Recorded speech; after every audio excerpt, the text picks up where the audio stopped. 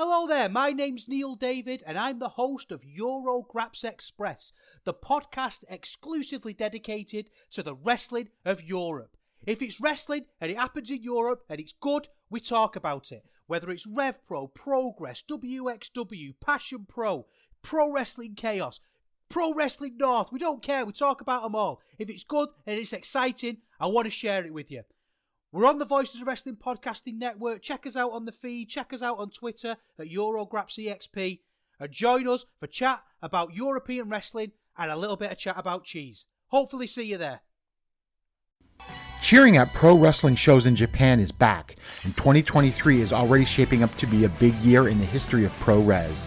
That's why you should listen to the Emerald Flow Show. From the Royal Road to the Green Mat, Paul and Gerard take you into the world of All Japan Pro Wrestling and Pro Wrestling Noah. Not only do we analyze events, but we examine business, who is getting over, what angles are working or not. Occasionally, we take a look at other Japanese promotions like DDT and Zero One.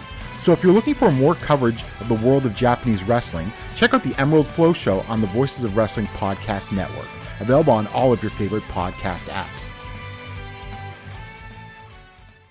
This podcast is a member of the Voices of Wrestling Podcasting Network. Visit voicesofwrestling.com to hear the rest of our great podcasts, as well as show reviews, columns, opinions, and updates across the world of wrestling. To the highway in a brand new day. Over the rainbow, gotta let it go. So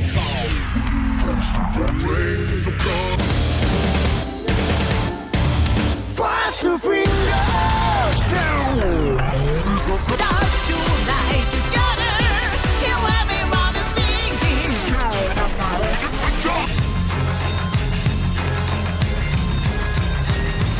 你看到我就怕，头皮发麻，我的手。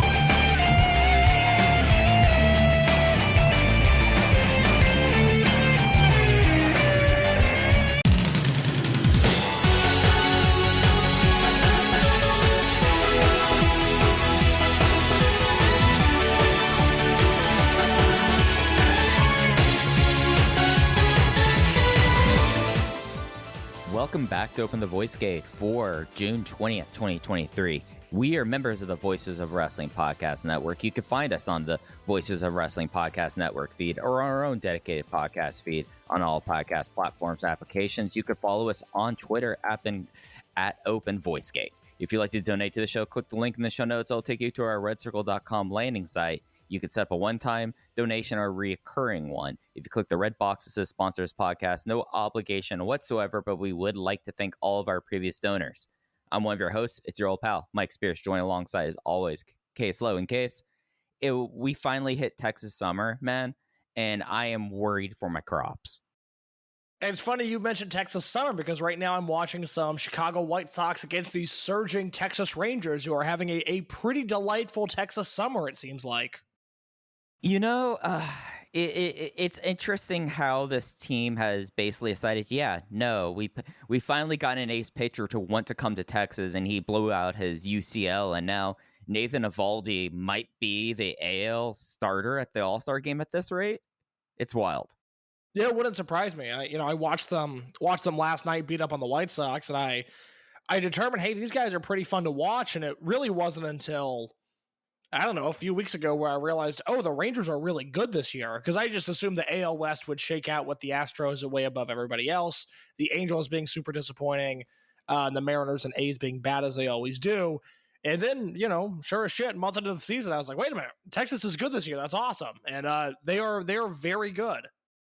Yeah, I still think they have the second best record to the Rays, but it's something that, like, last year they were kind of setting things up that it was kind of a disappointing season. But, like, the big idea was, like, all right, we got Corey Seager and Marcus Semien in here. They had a pretty down year, but now they're kind of back to their all-star kind of caliber, and you're just adding people like Adolis Garcia onto it, really coming to their own. And it does not have the vibe of an 2009 or 2010 Texas Rangers team by a near. Like, there's not really, like, those kind of players that mean something to the fan base at this moment, but it's kind of interesting. Like, it's the for once, it's not really done by, like, Texas's farm system. This has been mostly open the pocketbooks and Case, you were able to watch that game last night. I can't because Texas is one of the Diamond Sports Group teams.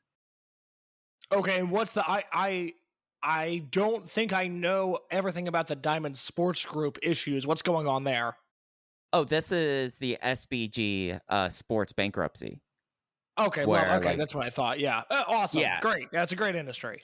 Yeah, no, it's fantastic industry, and the Rangers were like one of the first like few teams that that cashed in on the local sports deals. Like they got their deal done like right after they came out of bankruptcy. So like their deal, I think, was expiring closer than anyone else who signed it. But like they were one of the last teams to still get paid by Bally Sports, and then they finally filed against them. It's such a mess, but the most Rangers games I see now, because I refuse to pay $20 a month for Bally Sports, and I'm too lazy to permanently VPN my router to show that I like live in Iowa or something. The only time I see is if I go to games or somehow it's a nationally televised game. It's obscene. You know, I'm on the YouTube TV front now because I make enough money to buy some sort of cable package for the first time in my life. And YouTube TV obviously has Sunday Ticket coming up with the NFL season. And they have NBC Sports Chicago, which has White Sox games and Bulls games. So I made the pivot here. Super happy customer. I really like the service. Yeah, you know, it was a pain when I was doing the move, dealing with YouTube TV, like letting them know, like, no, I'm now permanently in Dallas-Fort Worth. But I think I've used several streaming services now at this point, but YouTube TV, say what we will, Google had it figured out, and it's easy. It works on every device. It's the one I go with. Like I have YouTube TV still. Here's my problem, and we'll talk about the massive Dragongate news that broke last week in just a second, but I have an audience here. I have a smart audience here. Smart people listen to this podcast.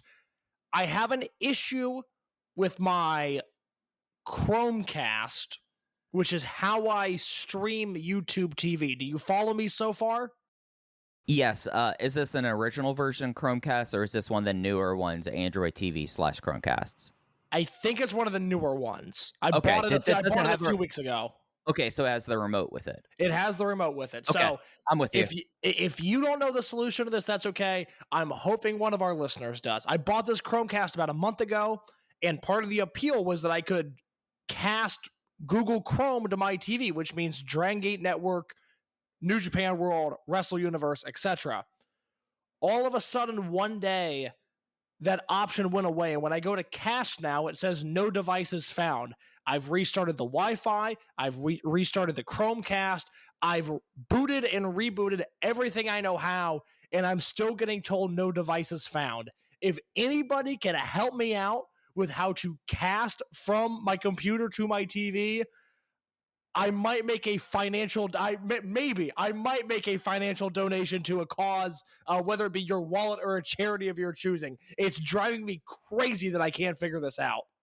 All right, I do tech call support for my parents all the time.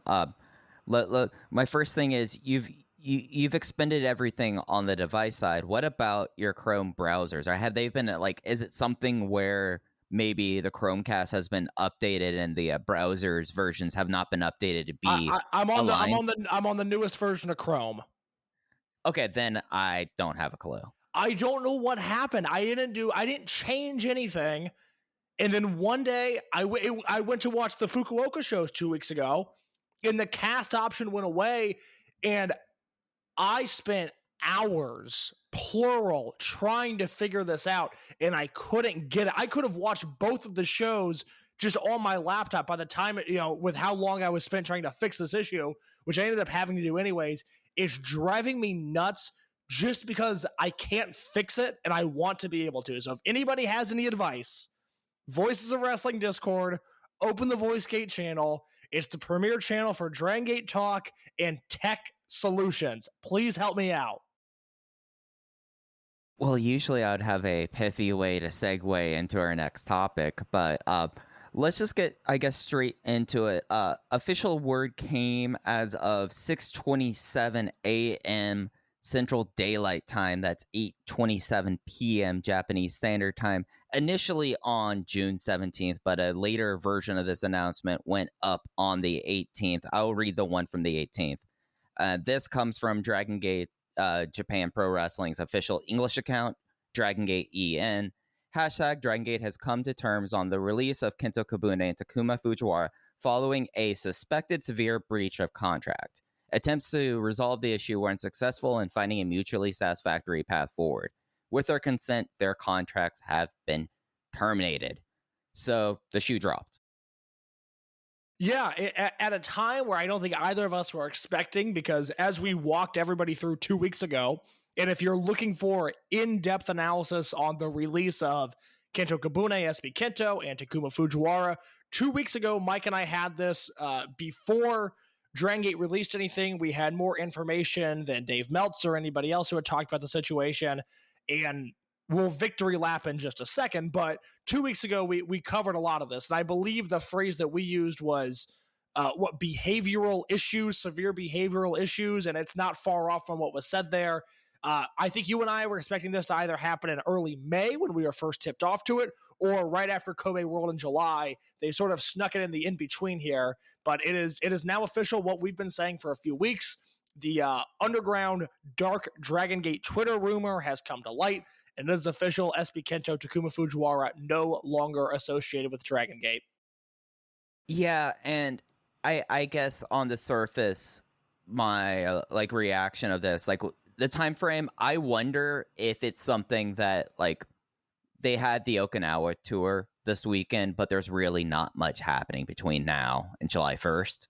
So this is the time to kind of get it out there. They have done this in the past then, and ironically, these Okinawa and Hokkaido tours have had these kind of things surround them. At least it feels like over the last few years, because was it Okinawa or was it Hokkaido that was Ishida and Okuda's last shows as Dragongate wrestlers? It was Okinawa that was their last shows, and then I think Ishida went first, and then Okuda went. But it was this time last year. It was essentially 1 year ago.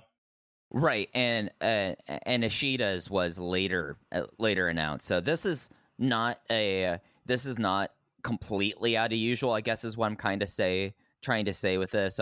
We also already have known both SB and Takuma, and after the official release came out, they both tweeted out their recognition of the release, both of them basically saying "see you soon." One pretty standard form of there, but straight after that, we've seen now a lot of announcements for them, including their first matches outside of the Dragon system officially last weekend in Big Lucha. Yeah, so they worked the Big Lucha show on Saturday night. You can find that link on the Open the Voice Gate Twitter at Open Voice Gate. I will warn anybody, the audio for that match sounds worse than my voice does right now, and I do apologize for anybody that's going to suffer through this episode. But the Big Lucha stream had a bunch of tech issues early on. The first half of that match, the audio is all out of whack. The second half, it gets better. But as I said to some people that asked me, and I think I said this somewhere else, maybe in the Discord, it's worth suffering through audio issues because, we haven't seen these guys work since January. They have not wrestled in front of a crowd since January. And, when the way the world works now, out of sight, out of mind, everything is so forward-facing and in the moment, and we lose sight of things. This was a reminder, and it's not that we all needed it, but it was a reminder of oh, these guys are really good. This is a special tag team in the partnership that they form, which, I don't know if that was the goal when they first went to Mexico, but it's sure as hell the goal now. And I thought it was a very fun match on the Big Lucha show. Yeah, and it seems like in the post they have launched a YouTube channel. They always, since Excursion, kind of have been somewhat of a package deal, at least in Mexico, and especially with the team with Crazy Boy and AAA. The thing I'm interested in seeing is Nishikawa is still a part of AAA and was aligned with those two. So I'll be interested in seeing how that plays out. So let me help you fill in the gap there. And, this is part scoop that nobody else has reported yet. And, I don't say this to gloat in any way, but I do think it's worth reminding people that maybe didn't listen 2 weeks ago or already forgot. We made it very clear. KENTo and Takuma like Japan, they like Mexico. They like living in Mexico. They are now living in Mexico City and are actively looking for lucha-specific bookings. I know there is human instinct to go, well, they were in Dragongate, and then they worked Big Lucha, and Big Lucha has Black Generation, and so SB KENTo and Takuma are going to GLEAT. And look, if that happens 6 months from now, I'll be more than happy to come on here and say that I'm wrong, but that is not what these guys are looking to do. They are looking to live and work in Mexico, and specifically AAA. And of course, they get their release from Dragongate, and what do they have? They have a AAA music video that went up on their social medias over the weekend. They are expecting to get a push in AAA. They do not have contracts at this point. That is confirmed. I reached out and confirmed that over the weekend, but they are expecting to get a push in AAA. As for Takuma Nishikawa, who went over there with SB KENTo last summer, and Takuma Fujiwara obviously worked with him over there as well. Shun Skywalker did when he was in Mexico. And for La Estrella, who is currently based in Japan, but will be back in North America this summer, working in both the United States and Mexico, they are allowed to work on the same shows as KENTo and Fujiwara. Right now, although nothing is official, Conan is looking to bring La Estrella into AAA. Basically, what has happened over the last year, and I don't say this in a joking matter, this is what has happened, is that Conan has learned that Dragongate wrestlers are really good.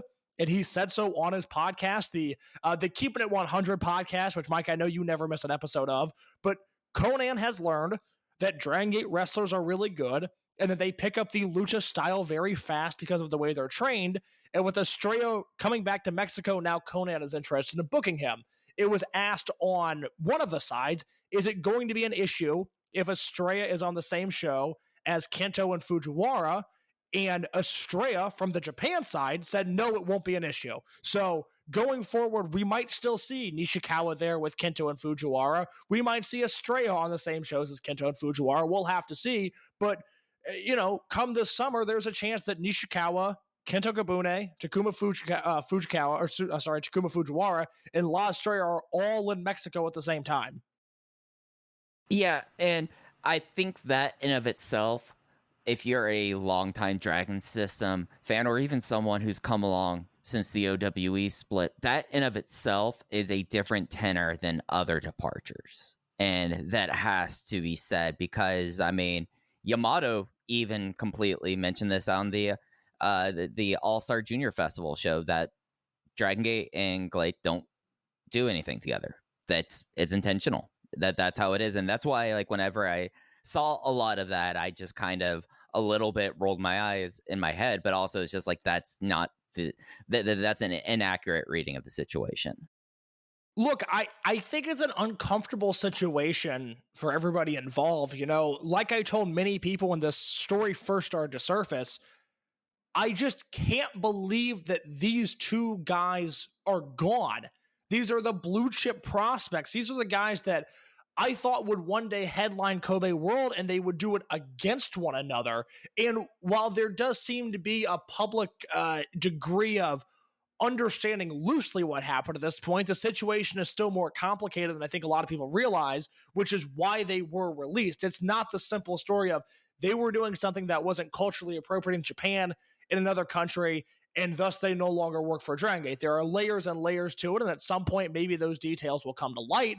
Right now, and I believe I said this to Rovert of all people, because he's been following the story, because of course, a lot of what they do in Japan, let's say 3 years from now, 5 years from now, 10 years from now, but when these guys are grown adults, because right now they're not, will depend on if this story stays what it is, which right now it's a story, or if this story becomes a scandal. And at that point, what Japanese companies will want to touch them, will want to work with them, will want to book them. Because right now on the surface, if you just go, oh, wait a minute, these guys are free from Dragongate, I think you'd be foolish to not try to bring them into your company, whether you're in America, or the United States, Mexico, or Japan. But if you're in Japan, there's another layer that needs to be assessed there, and that will determine a lot of their future. But right now, the focus for those two is Mexico and AAA specifically, and down the road, we will see what happens. Yeah, no, just to put a finer point on it, this trying to think of how I want to say this. Case, I think we're having a mind meld here. You might be able to help me out with this. The way that things are phrased is very intentional, and I think that that's worth keeping in mind. And I think that's also has a lot of stuff in play with Mexico, with them wanting to work in Mexico as well. I don't know if this press release of it, if there was more of a, oh, they're jumping to another promotion in Japan thing, you know? Do you think the official statement was softer than what you were expecting? No.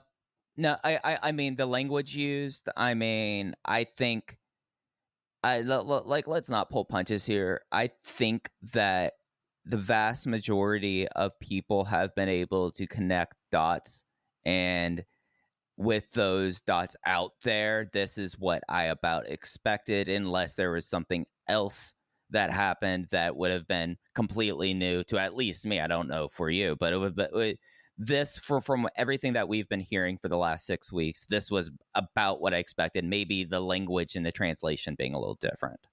How about you? Well, I only ask because, you know, this is obviously a serious situation. That's not an understatement. It's, you know, the result of it is like, wow, these guys are gone. I mean, that's what we reported. We knew it was going to happen. And then you still see it in the flesh and you think like, wow, okay, all right. We were right, but God, does it suck to be right. It does feel like that statement left the door open 1%. Whereas in the build to the official release and some of the things that I had heard, some of the people I had talked to, it seemed like this was going to be a, for lack of a better term, a banishment of sorts. And I don't think it's that. You know, they're not on good terms. They're not working for the company. But okay, it did feel like let's have a conversation down the line. And I think you can sort of see where I'm going with this, where, you know, some guys on the Dragongate roster are of a certain age, and at some point they will go away and there will be a regime change. And I think the next guys in power, in the same way that we've seen KENTo come back, and we've seen Ultimo come back, and we've seen Fujiwara come back, and all these returns. Okay, now when the next generation is in power, and specifically the next one, I think it'll be very interesting to see what becomes of everybody involved in this situation.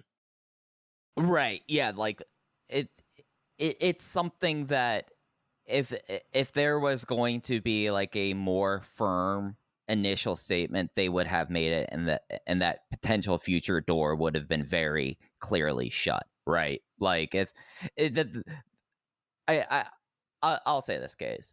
Part of us and the way we handled this thing was reflexive on seeing what the home office was going to do, right? Like for the last 6 weeks, as we've been reporting, talking to people, and getting this nailed together, we are still waiting to see what was going to happen. And everything kind of, in a way, happened the way I was kind of suspecting, and the way of doing that.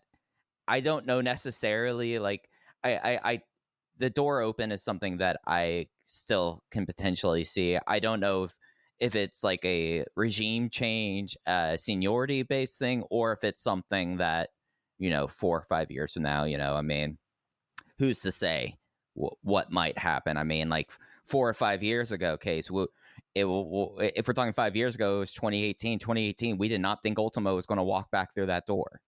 No, and you know, to your point, I think things have largely, well, I mean, they've gone the way we said they were going to. They were going to be released and based in Mexico and work in Mexico, and I've held true to that, and I've let people entertain their New Japan Junior Division theories and their Noah theories, which, let me tell you right now, you'll hear it first and you'll hear it often on this podcast. SB KENTo and Takuma Fujiwara are not going to Pro Wrestling Noah, and if they do, there is a bigger story at play there. I would be stunned by that. They not going to Pro Wrestling Noah. They would not be the prime motivator for whatever that story would be. They would just be secondary, like something else happening in the wake of it, I would say. Yeah, so they're going to hang out in Mexico, and I am of the belief of, once the powers that be are no longer in power and things get shaken up, okay, well, maybe that's something to revisit if both parties have an interest there. But we're not at that point yet. We're in the beginning of a new chapter, which is these guys are freelance Mexican independent workers now. And we'll see what comes of that. They have the talent to succeed anywhere in the world.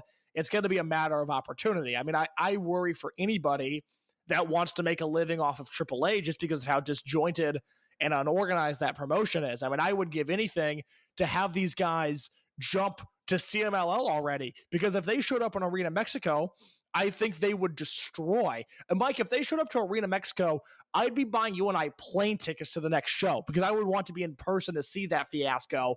But they're going to be in AAA, and we'll see what comes of that. Like I said, I worry for anybody that wants to make a living off of AAA and all the nonsense and the hoops that they have to jump through. But these guys are talented, so we will see what comes of it. Yeah, and it's something that, I mean, at least for me, who's to say, like SB, he might show up on Texas Lucha shows. Like, that'd be great. To my knowledge. Yeah, like, so there might be potential of getting to catch the two for me in person, which, kind of exciting. I'm down with that. Did you have any other points you wanted to touch on the overall SB Taku situation? You had an excellent article up on voicesofwrestling.com. I forget which day of the week. I think it was a Saturday. I was expecting to write a big Kobe World feature that day, and then I woke up and I saw that tweet, and I was like, well, okay, all right, well, we might not get to the Kobe World article that I wanted to write now, because that was sort of my time to write, and it was spent doing SB KENTo and Takuma Fujiwara things. That article's up on voicesofwrestling.com. It's entitled Shooting Stars. What'd I call it? Shooting Stars, the demise of Dragongate's best prospects. In there, again, I kind of talked about how we got here. And then what I wanted to talk about with you, Mike, was the legacy of SB KENTo and Takuma Fujiwara. We'll start with seniority. We'll start with KENTo. When you think about his time in Dragongate, December 2019 through, for all intents and purposes, July of 2022, what are your thoughts? So it's interesting, because if we are going to kind of handle it just as this time period with no expectation of a future, in a lot of ways, like, it's a much more compressed time span, and of course it's like a completely different generation. It's not completely dissimilar to Magnum Tokyo's legacy in a way. I wonder if when we get away from this, like, I have been thinking about for next year being the 25th anniversary of the Torimon landing, like a big Magnum Tokyo article, and I've been going back through stuff, looking up stuff and the time since deciding to do this, and the person that, like, he's starting to remind me of as we're kind of leaving his era is Magnum Tokyo. And I think that is, like, there were very few people who had sheer presence immediately the way that both SB KENTo and Magnum Tokyo had. And it was something that was clear in his debut match with Yamato and Naruki Doi, and now Jackie Funky Kamei. And it was as clear as Kobe World 2022. He had a command of presence that was preternatural, in the same way that Magnum Tokyo was just a star on a different level in 1999 and 2000. And that's what I find myself kind of thinking about it. It's less so than his huge turn becoming SB KENTo and then doing 4 out of the 5 eliminations of the RED versus Torimon generation disbands match. I think about, like, just like this was someone that, like, presence wise, charisma wise, that does not come very often. And the person that reminds me most like him is Magnum Tokyo. That's really interesting, because I hadn't really thought about that comparison at all, but I certainly see what you mean, especially on the front of these guys just wrestling with so much charisma from the start. I mean, you watch Magnum in Mexico in 97, in WCW in 98, Michinoku Pro in 98, or obviously you'll watch the first Torimon show, and in the ring with Shima and Dragon Kid and Don Fuji and Suwa, there is Magnum Tokyo. And for whatever you want to say about Magnum, a man with a very complicated legacy, oh my God, does he look like the biggest star ever on that first Toryumon show, so I get it. I will read you real quick a passage that I wrote. This is January 2020 Open the New Year Gate review. This is the first SP KENTo, at the time KENTo Kobune match, that I reviewed in the written word for voicesofwrestling.com. I said, and I quote, "Kobune has a bright future ahead of him. There's an undeniable poise that he wrestles with. He portrays a shocking amount of confidence for someone so young in their career. Given what I've seen, which is very little, I think the aptest comparison for him right now is Naruki Doi. Yes, that's a loaded statement given the fact that Doi is the current Open the Dreamgate champion, but this current title reign will not defy Doi's legacy. Doi is a guy that is always in the hunt, always doing something important, and always making his presence felt. And I can very easily see Kobune, who is framed in a similar fashion and wrestles a simplified version of Doi's style, fitting that mold," end quote. So I compared him there to Doi. I think by March, right before the pandemic, I was calling him the next Yamato. And then certainly once we were in the latter half of 2020, I was convinced he was the next Yamato, a guy that could put this company on its shoulders, need be, and carry them into brighter pastures. And to your point about things being so quick and condensed in the grand scheme of things, it's shocking. Going back and looking at his history, he wins the Bravegate belt and turns heel in November of 2020. He's headlining Dead or Alive 2021. He's got the Bravegate run in the summer of 2021. Going into this past year, or going into 2022, he has the Kamei match at the end of 2021, and then he goes on a losing streak for a lot of 2022, and then it ends up with him and Hyo in this Bravegate match at World, which seemed like it was planting the seeds for something big in the future. And that's what I'm left wrapping my head around is, what are the things that KENTo and Fujiwara didn't get to do? And there was no greater mystery for me than what was coming up for KENTo and Hyo. Clearly a bond was formed there. Clearly in storyline, there was something more down the pipe that they had planned, and we'll never get to it now. Yeah, we're going to revise that 2025 Kobe World prediction we were both thinking about him standing tall with the Dreamgate. Takuma Fujiwara it's almost in a lot of ways kind of reminiscent, like not like in the particulars, but where he was in his career to Taiji Ishimori. Interesting. I like that. Okay. That's two comps I hadn't really thought of, but two comps that I like. Yeah, so Ishimori, the rushed replacement ace for Toryumon X, was looped in through Dragon Door, but was quickly getting his way out of there and into Pro Wrestling Noah. And it was something that Ishimori, I feel like in 2023, like everyone goes like, oh yeah, no, he was like the Sailor Boy, but that's kind of all you ever talk about with his link with the Dragon system. And I wonder if when we like look at this in 2033, if it's just going to be like, oh yeah, and he was a promising rookie. Remember that 20 years ago? He did like 6 months in Dragongate before going to Mexico and never came back. Like, I wonder if that's a future we see for Fujiwara. I'll put this in a way that only you and maybe Jojo Remy will appreciate. He could very easily be the Dragon System's Chris Coughlin. Yeah. No, I totally get what you're saying. And for the 99% of people that don't know what that means, Chris Coughlin was a Florida Marlins player, won NL Rookie of the Year, and looked like, future All-Star, MVP candidate, just a really exciting young player, and just never followed up on it. Never had another year even close to what he did his rookie year. As with a lot of Florida Marlins. The other thing I want to talk about with KENTo real quick before I talk about Fujiwara, he single-handedly, Kakuta has a pinfall in the match. He single-handedly killed the Toryumon generation.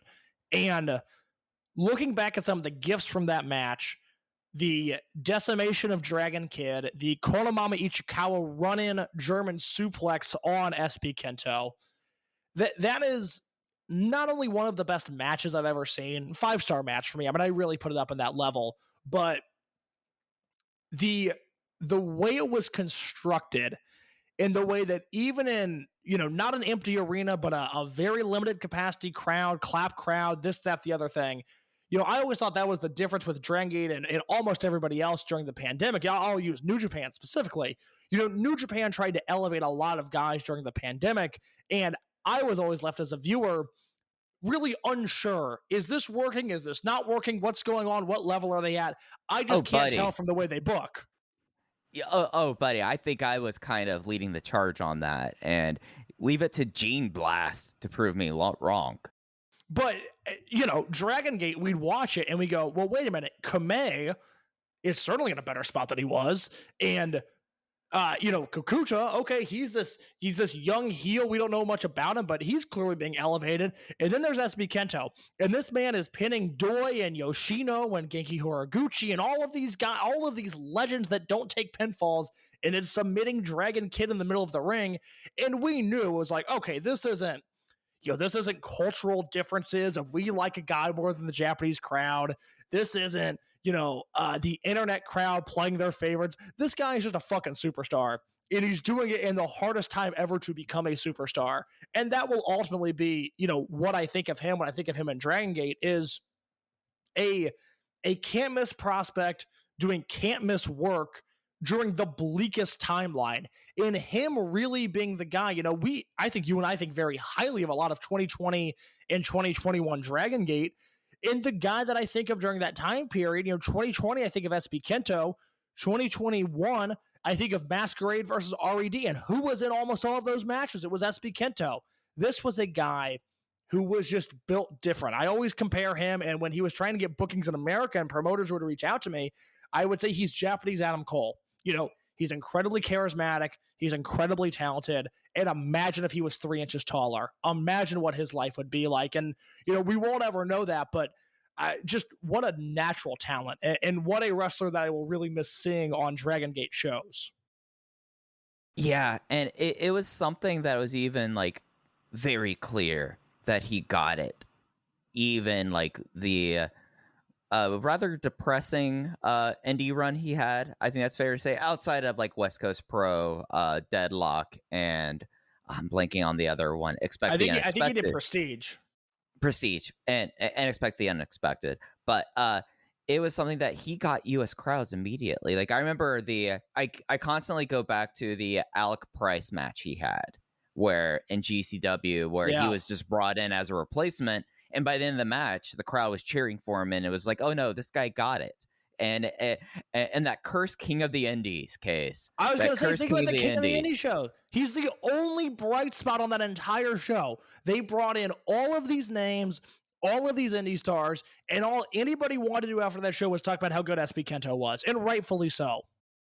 Right. So, like, that is, at least for me, like, of course, bummed he's no longer within Dragongate, all of those things. I'm fascinated to see what the next 5 years look like for him in particular, because he's someone that, like, there may be a cultural gap a little bit, but he understands pro wrestling at a level that, like, it happens very rare that you see someone do what he did at King of the Indies. And that it's going to be fascinating to see if he takes from that in his future. And I think that's what I'm going to be looking forward to. And I think a lot of the same can be said for Takuma Fujiwara, who I want to start by throwing this at you, Mike. Are you aware he only had one pinfall victory in his entire Dragongate career? Yeah, it was that 5-way rookies match to decide who faced Aya like 2 days later at Champion Gate 2023 or 2022.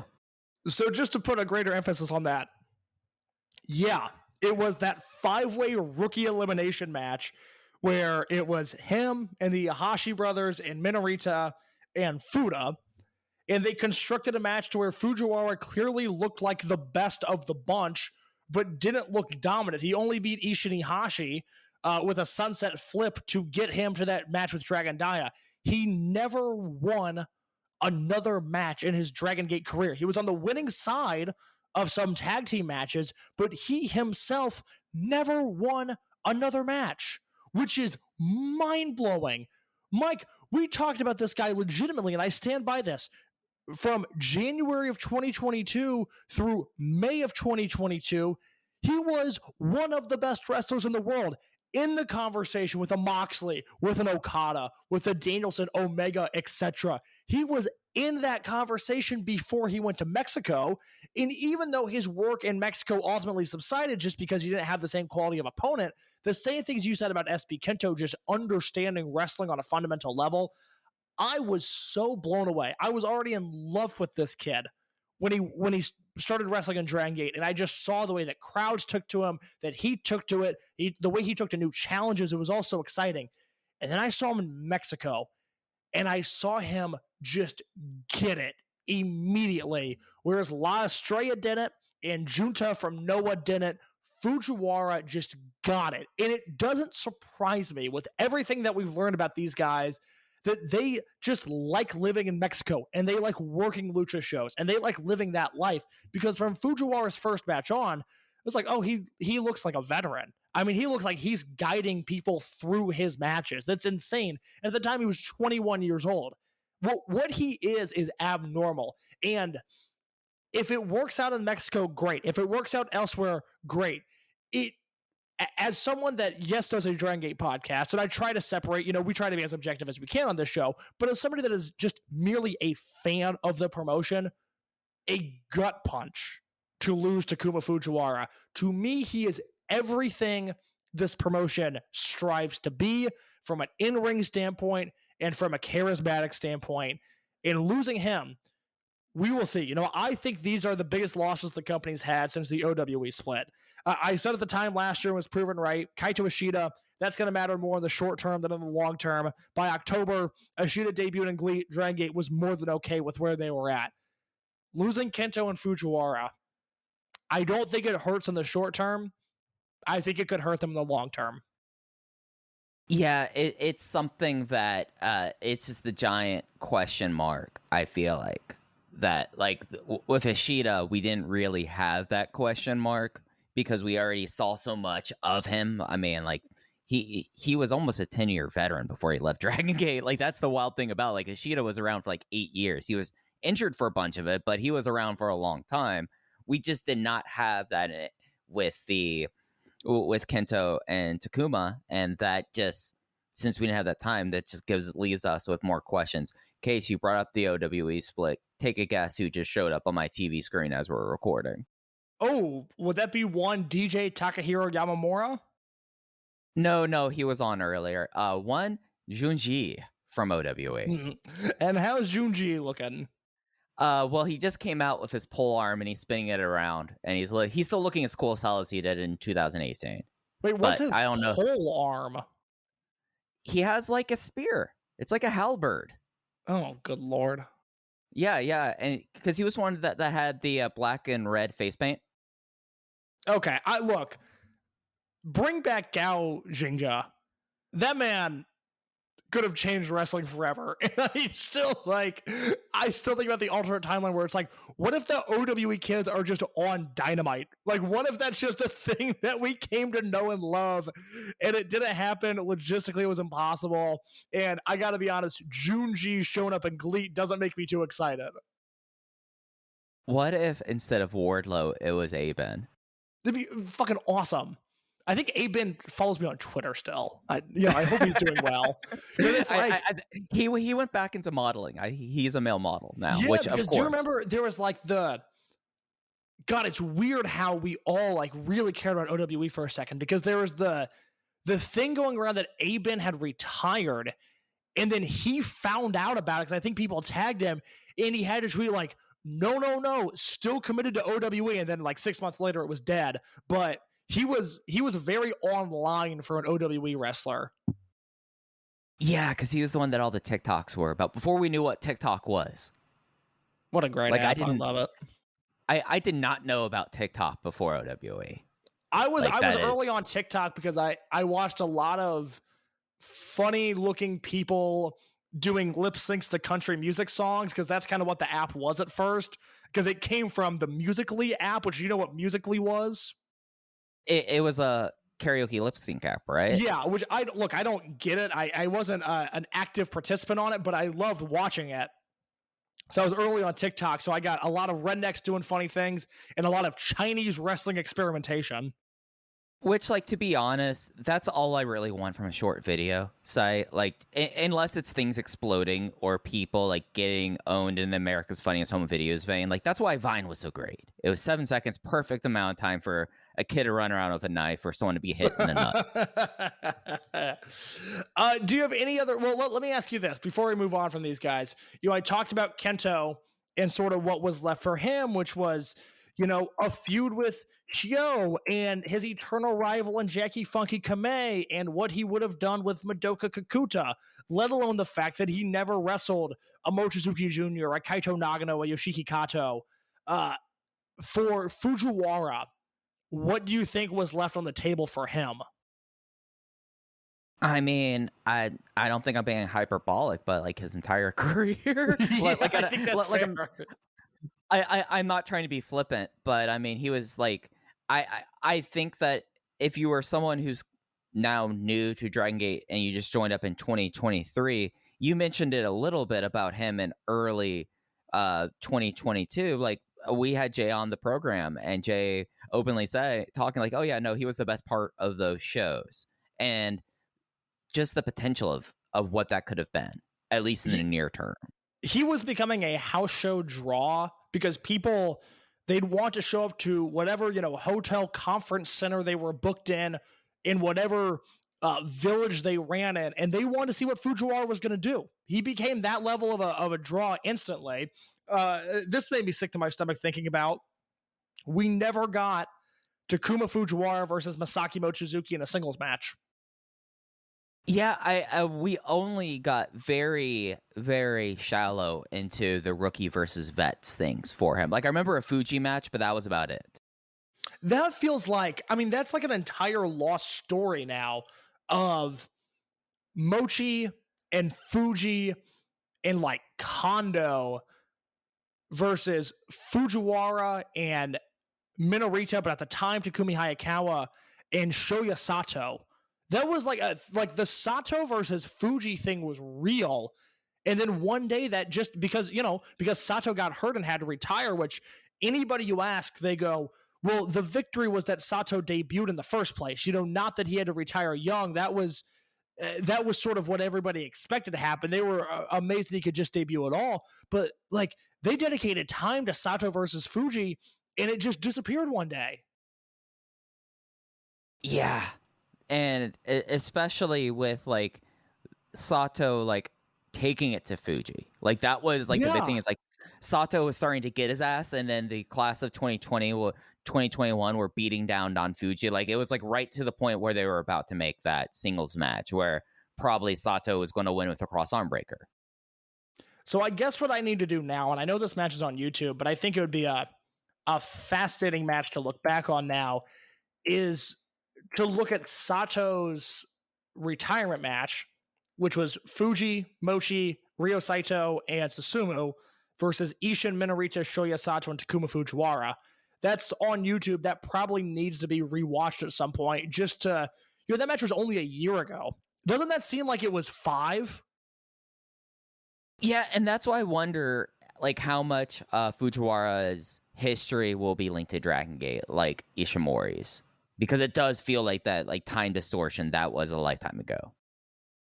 Yeah, he's been gone for a year now. His last Dragon Gate match was June 5th.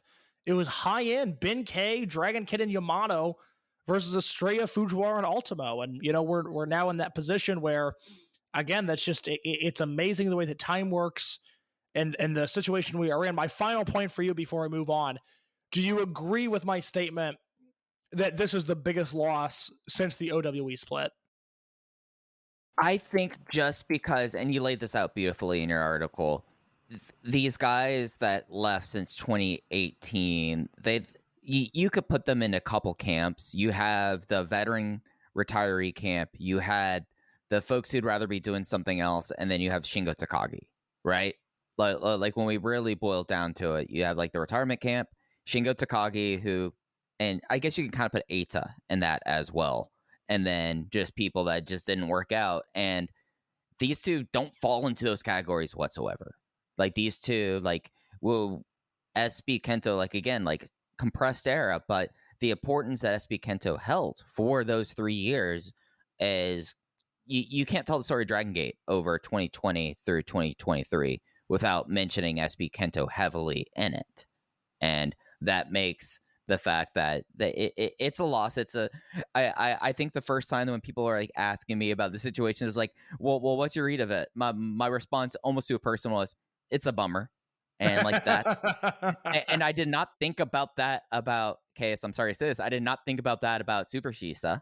Did not really think about that with Keisuke Ikuta. Shoya Sato was a bummer that quickly became very clear that like the accomplishment was already there. And it almost would have been a bummer for his body if he would have continued to wrestle. Right. Yeah, no, for sure. And that's why I feel like that, just like if you compare them like point to point, it's just like these are two completely different animals. Like when everyone over the summer was chicken littling and running around like the sky was falling, things weren't falling. And it's not that we expect things to be falling without SB and Taku. It's just one of those things that you had to feature them heavily in whatever fantasy booking scenario you engage with the future Dragongate, whereas you really couldn't do that with Naruki Doi. Like, you know, like you should, like if you're playing Total Extreme Warfare case, like you're going to use Naruki Doi a lot, but you know that you know that you only have a couple more years of warfare, whereas you have your KENTo Kobunes and Takuma Fujiwaras who are basically like, hey, we will figure into whatever plan you have as long as this, because we are that young and that experienced. And I think that's kind of the roundabout way about me answering that. Sorry. No, I that's exactly what I was looking for. I mean, my big cross to bear is one, Dragongate historically, Toryumon and Dragongate historically have had lots of turnover. It's actually specifically only the golden era, like 2013 to 2017, where there wasn't a lot of guys coming in and out of the promotion. That is a historical anomaly in the 25 years that this promotion has existed. And then two, this narrative of, oh my God, they're losing so many guys. What are they going to do? It's like, okay, well, Shisa meant nothing. Gamma meant nothing. I loved Riki Ihashi, but he meant nothing. Shoya Sato meant nothing. And they are in a position where they don't need Kaito Ishida. So are they losing guys? Yes. But if you're losing, the guys at the bottom of the ladder, it's fine. They've been able to survive just fine without them. So it's interesting just hearing the way that some people talk about modern Dragongate and, the sinking ship that it is and the chaos backstage and all of these things that I just don't think are true. I think they've lost a lot of rookies and they've finally shed some dead weight. And I say this with love to Super Shisa, but the dead weight of, veterans on the roster that were there for far too long. Yeah, and it's kind of interesting comparing and contrasting that era, because it was not like that there weren't departures then. Like Naoki Tanizaki probably was the most prominent one, I would say.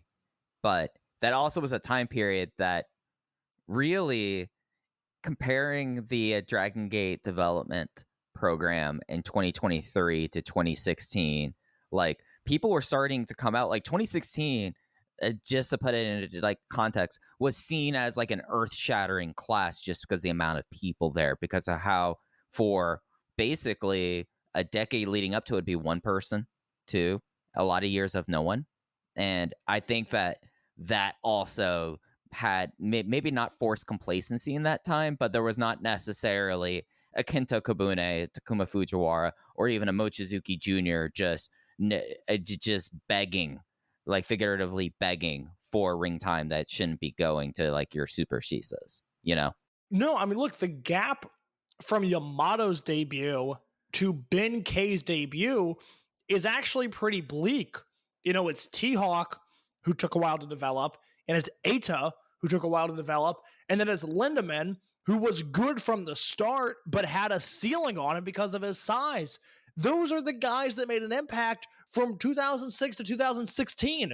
It's, a phenomenon that's come through in the last decade where we go, oh, Dragongate, they're the best at developing young talent. They always have guys coming in into the system. That wasn't the case for 10 years. it's new. It's 2016 and beyond that we've really seen a change in the way things go, and specifically a change from 2018 and beyond when certain people left the promotion and all of a sudden the pathway to become a Dragon Gate wrestler changed, and from my understanding, for the better.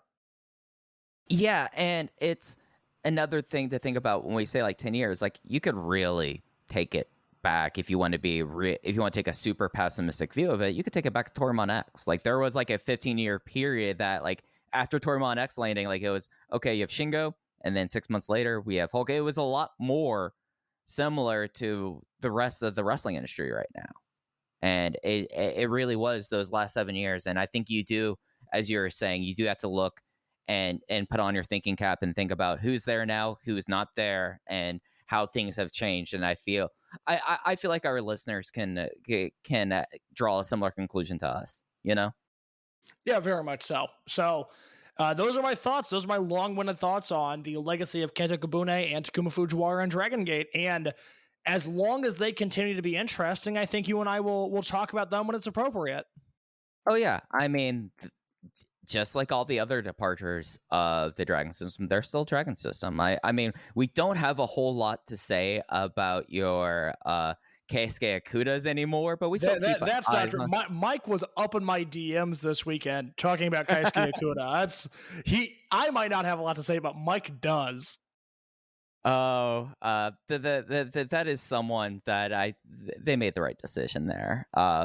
Looking very drawn, doing Dove Pro. That's what I'll say. Looking like he like lost 25 pounds. No. Like, and he apparently finally won a MMA exhibition. Finally. Oh, good. Yeah, I don't know what his offer is at that time, but he's like 0-8. Yeah, it's real bad, people. It's you know, some people should be left in the past, and I think that we have all kind of collectively taken a look and decided, all right, Mr. Danger Zone, we could leave that in 2020. But case that we brought up other names, some old names and generational changes, but that's because that this promotion, the Dragon System, is a promotion that the history of the promotion is intertwined. It is something that they are still maybe writing the same book, but it's a different volume right now. And I'm trying to find out the exact day when this got released, but in a little bit of synchronicity, I would say, big upload from Dragongate, a remastered version of the first ever 4-way 6-man tag with English commentary, Do Fixer versus Crazy Max versus Italian Connection, and I'm blanking on the fourth name right now. It was Shin M2K. Shin M2K, yes. And interestingly enough, also on voicesofwrestling.com right now, Aaron Taub reviewing this match. I don't think Aaron knows. Whenever I talk Dragon Gate to Aaron Taub, it goes in one ear, out the other. So it's not linked whatsoever. But we have a review of someone watching that match for the first time up on Voices of Wrestling. But 8/30/2003 case. What, like, just like thinking about this match and thinking about like what to take away from it. Like we're coming up on the 20th anniversary of it. And now that it's up, and it's the first of many, they're calling this English commentary best bout. It was Jay with Ho-Ho and Genki Horiguchi on this. I think that there's a version of it also up on YouTube, maybe? Yeah, it's on the Dragongate Network YouTube channel as well, so it's free for everybody. So, Case, I would say that with the exception of, I mean, later, like 2016 3-ways and 4-ways, this was the special one. This is the one that kind of broke the fabric of what people could expect from Lucha Wrestling, I would say. Well, it's so good that it overshadows the 2 3-way trios matches from July of 2002, the July 7th one and the July 14th one, which, if you go back and watch those are some of the best matches in Toryumon history and by proxy Dragongate history, but no one starts by recommending those. You know, that's not the first thing on the tip of anybody's tongue, because you have 8/30/03, which is not only, you know, I certainly wouldn't argue if you said it was the best match in Dragon System history. I wouldn't argue if you said it was one of the best matches ever. It is in my opinion, the entry point into this style to almost a fault, because if you watch this, it's impossible to follow 20 years later. Yeah, and at least I would say, as a Dragon System first person, this match for like the diehards and people who get into it, this match is actually what 33106 was promising to be. That's interesting. It's the Japanese version of 33106, the Blood Generation versus Do Fixer match from Ring of Honor, because I think the same amazement that Chicago Ridge had for that 6-man is how Korakuen reacts to this match, where it's good, and then it becomes, wait, what am I watching? What is this? And when you like look at this for where Toryumon Japan was in 2003, you're basically having the top. These were like the 12 top guys from the 4 top units. Like, I'm forgetting injuries at this time at right now, but when you're talking work rate wise, you really want Shuji in there instead of Brother, and you already have Milano and Yoshino. It's all the top guys, but Darkness Dragon, who was hurt. Right, yeah, I would, but also in 2003 with like that Indu Fixer, I would go with Genki and Susumu. You know, like the person I was thinking about was, yeah, it's Genki's year. Like the person I was thinking about was if this was during a Ryo Saito injury or not. Ooh, I'm curious now. But you know, I mean, yeah, to your point, look, the match starts, and if you've never seen the match, I think Jay and Ho-Ho do a good job of breaking down the match. They're kind of weaving in and out of, this is an old match that we're doing like historical commentary of, and then in the moment commentary, which I imagine is a tremendously difficult thing to balance. And I think as they do more of these, they'll figure that out.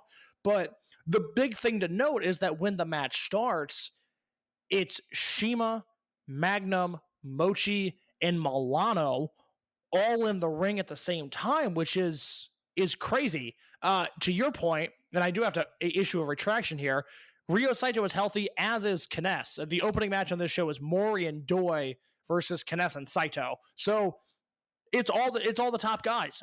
These are the 12 biggest guys in Toryumon at the time in this match. Yeah, and it's in the way of just like also context here for people who catch Aaron's article, they see the YouTube, they're not really kind of into what was happening at Toryumon in 2003. This is right before the Toryumon X landing, if my timeline's right. Like, this is T2P versus Toryumon Japan has ended its combined roster now. You had Italian Connection going through, like, basically the only people who escaped T2P versus Dragongate unscathed.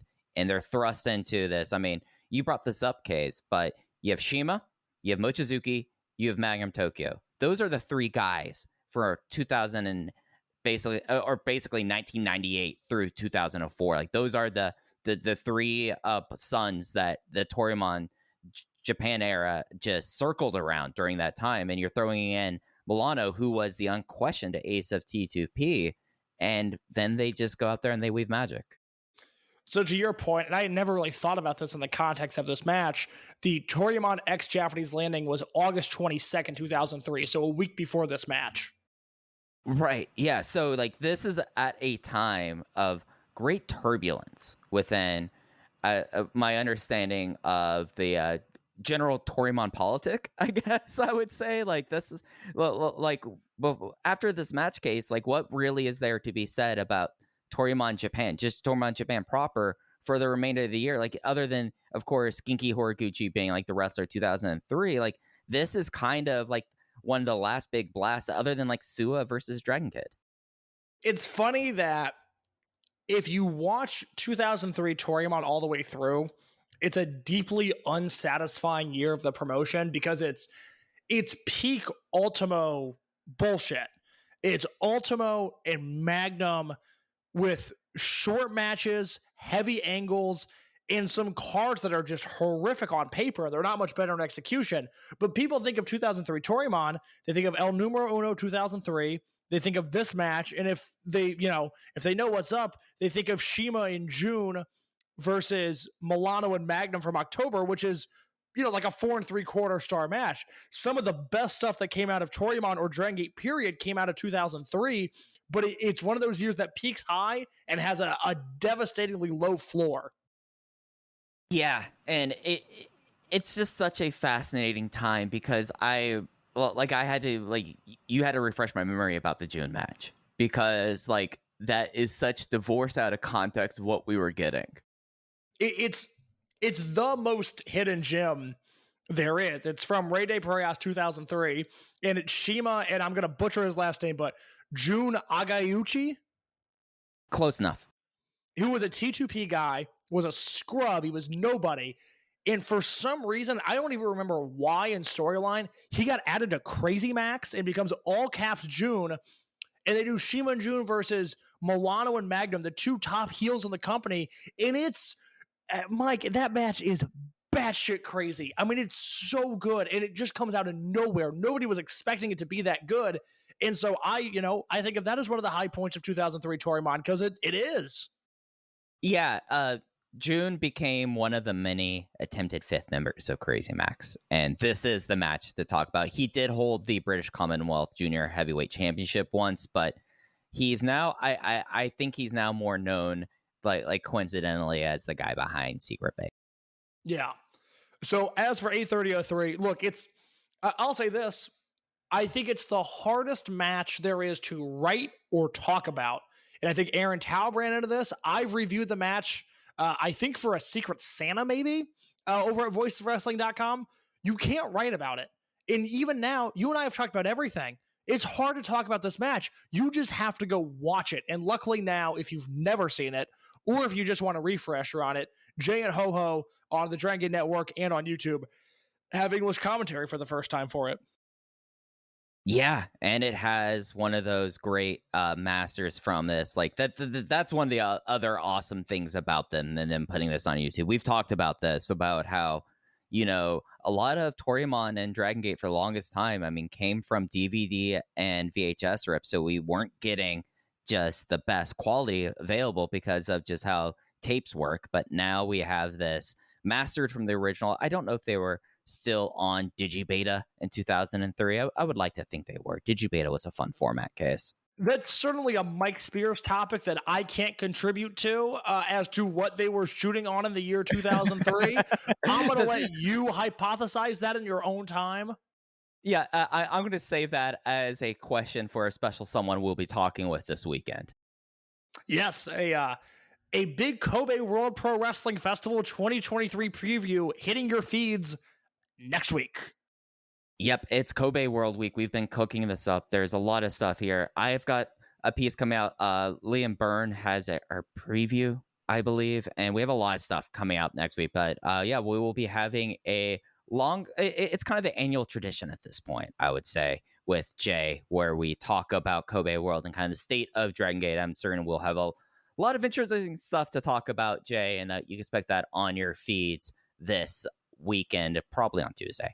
But Case, I know you are right now. You're playing through the pain here. We're about to go in here, but Case, we're at this nice point. Like, the one good thing about Dragongate's calendar this year is it's very clearly defined into first 6 months, last 6 months. This is not necessarily a Dragon System buffet episode, even though it's kind of has a tenor of one of those. We were going to do full half-year awards. Case, I know your voice is hurting a little bit here, so let's just talk about the top 3 matches that we have so far in Dragongate in 2023, at least in the first half before we get out of here. Yeah, we can absolutely do that. My match of the year this year, I'll go 3-1. How about that? I'll go beauty pageant style in a way. My third best match of the year, I think it's a match that I like more than every other human on the planet. Shun Skywalker versus Yuki Yoshioka from January 12th. What are your thoughts on this one? That was my number 4. That was my number. Right. I didn't realize you were so high on it. I thought you were much lower, actually. No, I had it at 4.5, and my star ratings, my 3 and 2 are at 4.5, and my only 4 and 3/4 stars match is my match of the year. So this was like, you know how I do my rankings. I kind of have to stick true to my rating, and when it came down to it, I liked the other matches, the 2 I selected at 4.5 stars a bit more. To me, this is peak Shun Skywalker as just this brooding, plotting heel. This match, unfortunately, just missed the cutoff for vocal audiences, so it's kind of the last relevant match of the clap crowd era. But it carried the entire time for me.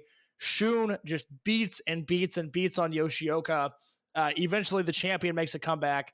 And then Shun is just stronger. Shun is just better, and he wins the Dreamgate belt. A super satisfying match for me right now, my number 3 match of the year. What about you?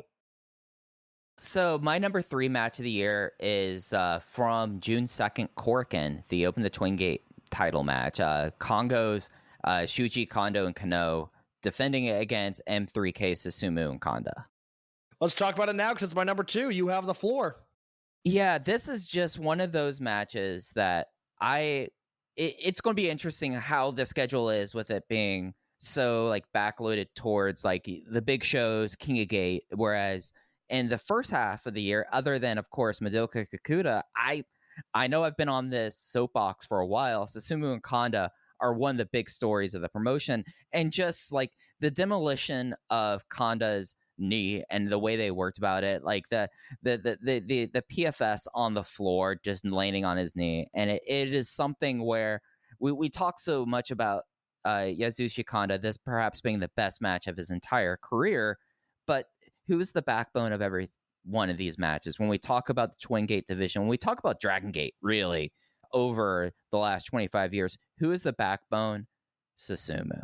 And Susumu was excellent with this getting in towards the end. And then I just go back to Ryo Saito at ringside selling the King Kong Lariat in the finishing stretch. And I'm sorry, like those are the moments that like will last with me. And I think that this match probably it was strongly number 3 for me. Like as much as like I like Shun and Yoshioka, as soon as I saw them all listed, this wasn't easy. In a year where we're going to get at least 2 Omega versus Ospreay matches and Bryan Danielson versus Kazuchika Okada, there is no chance this match finishes outside of my top 10 this year. It might end up being my number 10 if the second half of the year is loaded. I just loved this match. It's the best Kanda match I've ever seen. Kano was next level good. Kondo was next level good. Susumu was Susumu.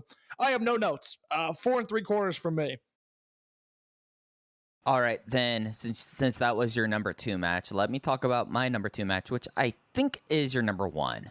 From Dead or Alive on May 5th, the Open the Dreamgate title match, Shun Skywalker versus Madoka Kakuta. I had it at 4.5 stars, and they told the story. Yeah, I mean, look, they stuck the landing. You know, this was telling stories the right way. This was wrestling as theater, if you will, but done in a way that is digestible and not just atrociously awful. It was Shun versus Kakuta 2 years after Kakuta's monumental injury, and it was everything that it should have been. You know, Shun beat him down. Kakuta showed why he was the hottest guy in the promotion, and in the end, the good guy won. They stuck the landing here. It was 4 3/4 stars for me. My Dragon Gate match of the year up to this point, and I think my number 2 match of the year worldwide behind Omega versus Ospreay.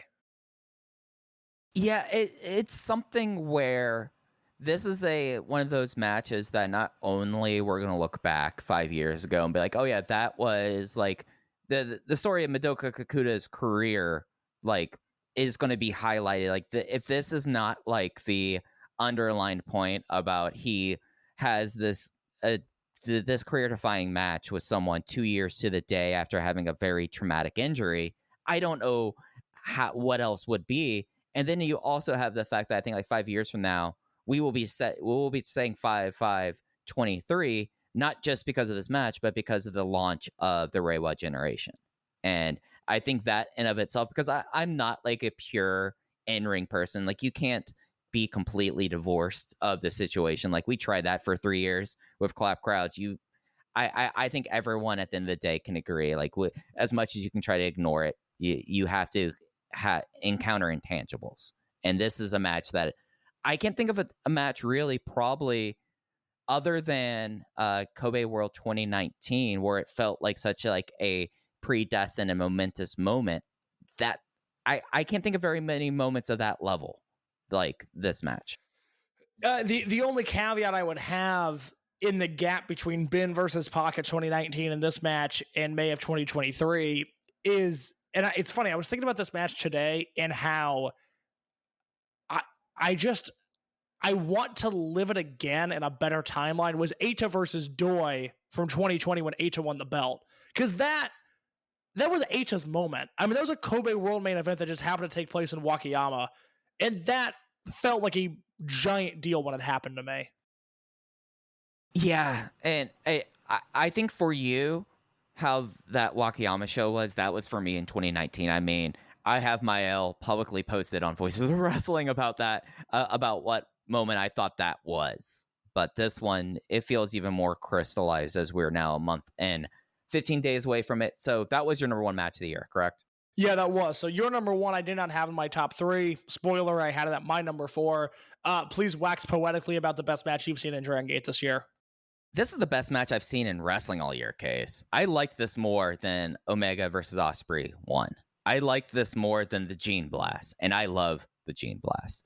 But my match of the year right now is the Rey de Parejas finals from March 2nd from Korakuen Hall. It was Susumu Mochizuki and Izushi Kanda versus Madoka Kakuta and Yuki Yoshioka, where I went 4 3/4. And it was something where from the minute go with Kanda and Susumu doing Acapulco tornadoes and like tope con hellos, it was one of those matches where it was unrelenting. It was the idea of these two guys past their physical prime, maybe not their wrestling and emotional prime, but past their wrestling prime, taking on the two main characters of Dragongate and just not taking everything that Yoshioka and Kakuta dished out to them. Yoshioka, fresh off losing the Dream Gate, having a excellent Rey de Parejas, and Madoka Kakuta deep in the build to what we would see him as nowadays. And again, Yasushi Kanda, he's had 2 4.5-star matches in the first half of 2023. Case, he's having the best year of his career. I don't know of another way to describe it. You know how much I would crack wise about Gamma 2020 Wrestler of the Year case. You would famously crack wise about that. I mean, it was on the whiteboard, baby. It was a real thing. But this match, just like I still think about spots from this match. I still think about Kanda pulling out the tornado. I still think about the discus lariat from Kakuta, where the young guys finally prevailed. The young guys put down the old guys, but we waited just 5 months, or not even 5 months, 3 months later, where now the original tag team reigns supreme. And it's magical. It's a match that I don't think it's back up on the network now, but I want to go rewatch it now talking about it. No, it should be back up on the network. Everything through Dead or Alive is back up on the network now. Well, I know what I'm watching tonight, as I just got depressed by your boy in Glee. You would think I'd be really into Jun Tancho and Tetsuya Izuchi versus Hayato Tamura and Kazuma Sakamoto, but one guy there did not have the dog in him in that match. You know, I do genuinely appreciate all the people in the Open the Voice Gate Discord channel that explain to me why they are enjoying Glee. I mean, genuinely enjoyed reading those comments. And the one that stood out to me that I agree with is, when I watch Glee, I don't feel like I wasted my time. And sometimes I feel that way watching Noah or other promotions. And I went, you know what? I have issues with Glee, but same. I can let them live just for that reason alone. Yeah. Jun Tancho did a crazy apron Tobekano on that. I think I'm becoming a Tancho guy. I think I am. You and Shima. Hey, so sometimes you got to get on the same page there. Well, Pudge is right now flipping out. I think we will probably have covered all that we can this week. Is anything else you want to touch on before we're out of here? No, like I said, next week, Kobe World Pro Wrestling Festival preview. You, me, and Jay from Dragongate English Commentary will be breaking down everything from Kobe World. Yep, absolutely. And keep your eyes peeled onto voicesofwrestling.com throughout next week, as we'll be having all kinds of Dragongate content go up and the lead up to Kobe World It is Kobe Pro Wrestling Festival 2023 case. It's only 12 days away. Get into it. But that's going to do it here for us this week on Open the Voice Gate. Thank you all for listening. If you would like to support the show, one of the best ways to do that is to go to your podcast platform of choice, Apple Podcasts, Google Podcasts, Spotify. Those are the three big ones. And please rate and review us. It's the best way for people can discover Open the Voice Gate. But you could follow us on Twitter at Open Voice Gate. Case is at _ in your case. I'm at Fujiwara. Thanks for coming Open the Voice Gate. We'll be back with you next week. Take care. Cheering at pro wrestling shows in Japan is back, and 2023 is already shaping up to be a big year in the history of pro res. That's why you should listen to the Emerald Flow Show. From the Royal Road to the Green Mat, Paul and Gerard take you into the world of All Japan Pro Wrestling and Pro Wrestling Noah. Not only do we analyze events, but we examine business, who is getting over, what angles are working or not. Occasionally, we take a look at other Japanese promotions like DDT and 01. So if you're looking for more coverage of the world of Japanese wrestling, check out the Emerald Flow Show on the Voices of Wrestling Podcast Network, available on all of your favorite podcast apps. Hi, I'm Case Lowe, co-host of the Open the Voice Gate podcast. The one question I'm constantly asked when it comes to Dragongate is how do I get into the promotion? Well, stop asking and start listening to the Open the Voice Gate podcast, released every Wednesday on the Voices of Wrestling Podcasting Network. For exclusive news and show reviews, look no further than the leader in Dragongate coverage, Open the Voice Gate.